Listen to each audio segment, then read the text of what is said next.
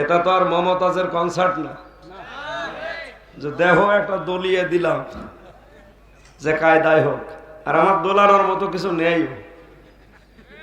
আছে, কে দোলাবো, আমার শরীরে চলে না। ওইরকম যদি মোটা কোটা হতাম একটা দোলন দিয়ে দিতাম। তাফসির মাহফিল লিখেছে কোরআন কি করে তাফসির করা লাগে, এর পদ্ধতি এর ধরন শিখিয়েছে কে? বলেন কে? আল্লাহ রাব্বুল আলামিন বলেন কিতাবুন উনজিলা ইলাইকা ফালা ইয়াকুন ফি সাদরিকা খারাজুম মিনহু লিতুনযিরা বিহি ওয়া যিকরা লিল মুমিনিন। সূরা আরাফের 2 নম্বর আয়াতে আল্লাহ পাক বলেন, হে নবী, এই যে কিতাবে কোরআন আপনাকে দিলাম, ফালা ইয়াকুন ফি সাদরিকা, এই কোরআন যখন আপনি প্রচার করবেন, কোরআন দিয়ে যখন ওয়াজ করবেন, উপদেশ দেবেন, আপনার মনের ভেতরে যেন কোনো সংকীর্ণতা না থাকে, কোনো দ্বিধা দ্বন্দ্ব ভয় ভীতি এগুলো যেন আপনি পাবেন না। এখানে হারাজন শব্দের ব্যাখ্যায় আমি 2টা অর্থ পেয়েছি তাফসিরে। 1 নম্বরে, হে নবী, আপনি কোরআন যখন প্রচার করবেন, হয়তো অনেকে আপনার বক্তব্য শোনার পরে না বুঝে বিরোধিতা করতে পারে। এরকম মানুষ দেশে আছে, আছে না? বোঝে না তো আন্দাজ বিরোধিতা কর, হুজুর রাজনীতি করছে। আরে ভাই, এটা তো রাজনীতি না, এটা আসল নীতি। তুমি যেটা করো এটা রাজনীতি, আর ওটা রাজনীতিও না। তুমি যেটা কোরআন বাদ দিয়ে করো এটা দুর্নীতি। এই জন্যই তোমার বেগম পাড়া আছে, আমার নেই। কোরআনে কারিম বাদ দিয়ে রাজনীতি করাও জায়েজ নেই। কি কথা বলেন এখানে? যারা আজ ইসলামী দলগুলো বাংলাদেশে করেন, এদের দলটাই সঠিক, এদের দলটাই বৈধ। কোরআনের বাইরে যত দল আছে সব আল্লাহর ভাষায় অবৈধ। ইনিল হুকমু ইল্লা লিল্লাহ। বিধান চলবে কার? আল্লাহ লাহুল খালকু ওয়াল আমরু। আমি বানিয়েছি, বিধানও আমার চলবে। আর আমরা ইসলামী দলে যত দল থাক, ইসলামী নাম দিয়ে যত দল আছে, তাদের মূল কথা এইটাই, জমিন যার হুকুম তার।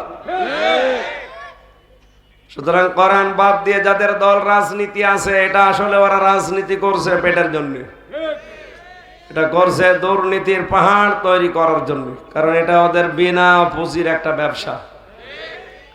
20 লক্ষ টাকা 30 লক্ষ টাকা যদি খরচ করে একবার কিছু হতে পারে, এরকম 20-30 কোটি টাকা 5 বছরে তুলে নিতে পারে। এই কারণে ওরা জান প্রাণ দিয়ে এটা করে, আর আমাদের ফতোয়া দেয় যে আপনারা এই লাইনে আসবেন না। ইসলামকে বাদ দিয়ে যদি কেউ শান্তি পৃথিবীতে নিয়ে আসার চেষ্টা করে, উদাহরণ দিতে গিয়ে, আমার দাদা জেলখানায় থাকতে আমি মারা গেছে, একটা কথা বলতো। এক দোকানদার, তার একটা কর্মচারী ছিল, নাম হচ্ছে ইসলাম। নাম কি? তার এক মেয়ে ছিল, নাম শান্তি। এই কর্মচারীটা লাইন করেছে এই মেয়েটার সাথে। দোকানদার টের পেয়ে ডাক দিয়ে বলছে, আমি মালিক আর তুমি আমার চাকর। এইভাবে করে লাইন করলে আর মেয়ে পেলে না দুনিয়ায়। এমন পেটানো পিটিয়েছে, চাকরি বাদ দিয়ে দিয়েছে। ইসলাম বাইরে গিয়ে বলছে, দেখি তোমার শান্তি কতদিন বাড়ি থাকে। ফরিদপুরে ভাঙ্গা স্টেশনে এসে বলছে, শান্তি কোথায়? যে বাড়িতে। চলে আসো, ব্যাগ নিয়ে পালাবো। এসেছে, পালিয়েছে। সকালবেলা দোকানের মালিক আওয়াজ দিয়ে বলছে, আমার শান্তি গেল কোথায়? লোকজন বলে, শান্তি মানে? হ্যাঁ, আমার মেয়ে শান্তিকে খুঁজে পাচ্ছি না। এলাকার লোকজন বলে, ভাই, শান্তি তলাশ করার আগে বলেন তো আপনার দোকানের কর্মচারী ইসলাম কোথায়? বলে, ওকে তো পিটিয়ে বের করে দিয়েছে। লোকজন বলে, আপনি আহাম্মক, আপনি পাগল। ইসলাম পিটিয়ে বের করে শান্তি তালাশ করেন? ইসলাম যেখানে শান্তি সেখানে।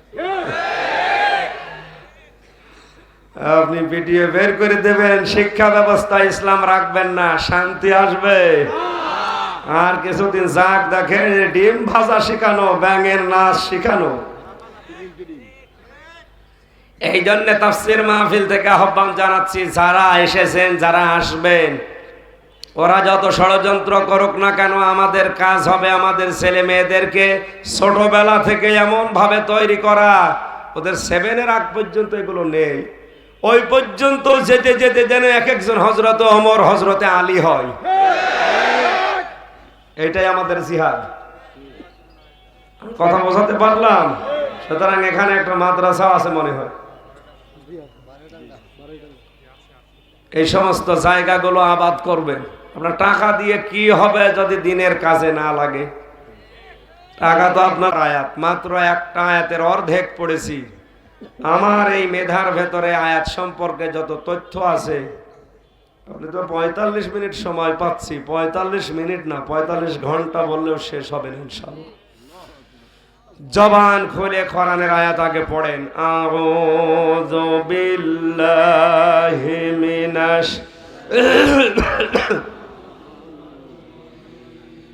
বিসমিল্লাহির রহমানির রহিম।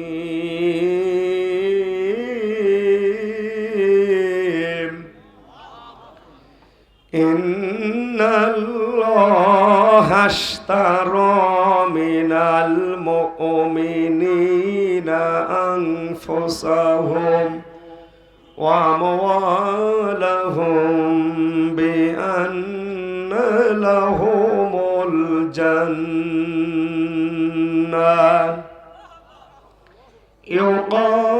ইউকাতিলুনা ফি সাবিলিল্লাহি ফায়াকতুলুনা ওয়া ইউকতালুন ওয়াদান আলাইহি হাক্কান ফিত তাওরাতি ওয়াল ইনজিলি ওয়াল কুরআন। সাদাকতা ইয়া রাব্বানা, আল্লাহ তুমি সত্য কথা বলেছেন। নবীজি বলেন, মান ক্বালা বিহি সাদাকা, যারা কোরআন দিয়ে কথা বলে এরা সত্য কথা বলে। দুনিয়াতে যেখানে এই কথা শুনতে যাবেন দেখবেন কোরআন দিয়ে বলে কিনা। এক কথা বলে না কেন? যে মঞ্চে হোক, যে মেম্বারে হোক, যে অনুষ্ঠানে হোক, কথা বললেই কি দিয়ে বলা লাগবে? আমান আসদাকু মিনাল্লাহি কিলা, আল্লাহর চাইতে সত্য কথা কেউ বলে না। আমরা বহু মিথ্যা কথা শুনছি 50 বছর। এক কথা বলেন, এই 50 বছরে বহু মিথ্যা কথা বাংলাদেশে আমরা শুনেছি। যদি কোরআন দিয়ে শুনতাম এই মিথ্যা আমাদের শোনা লাগতো না। এখন থেকে কথা শুনলে কিসের কথা? নবীজি বলেন, মান ক্বালা বিহি সাদাকা, যারা কোরআন দিয়ে কথা বলে এরা সত্য কথা বলে। সুতরাং আজকে আমি কোরআন দিয়ে কথা বলবো, বিশ্বাস করেন এগুলো সত্য কথা। ওমান হাকামা বিহি আদিলা, যে মানুষগুলো কোরআন দিয়ে বিচার করে এরা ন্যায় বিচার কায়েম করতে পারে।